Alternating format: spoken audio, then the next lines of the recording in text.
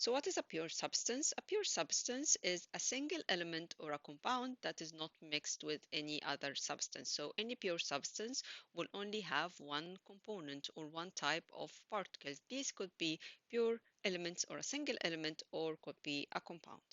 We normally pure substances have certain melting and boiling points. So they melt and boil at a specific temperature. The melting and boiling points of these pure substances can be found in data box. In everyday life, the a pure substance is a substance that has had nothing added to it. So it's unadulterated and it's in a natural state. For example, the pure milk.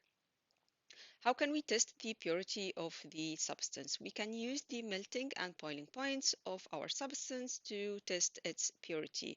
This is because a pure substance will melt and boil at a certain temperature. So the whole idea is that we have a specific and certain temperature where your substance will melt or boil.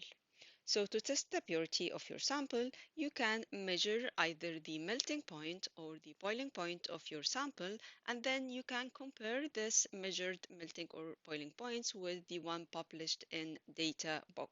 So the closer the value to the one that are published, then or you can find in data book for pure substance, then the more pure or the purer your sample is.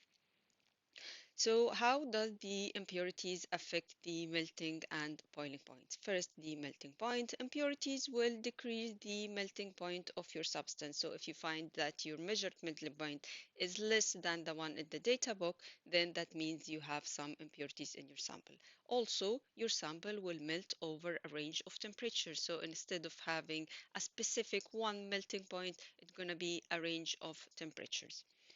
What about the boiling points? So for the boiling points, the impurities will increase the boiling points, and also your sample can boil over a range of temperature.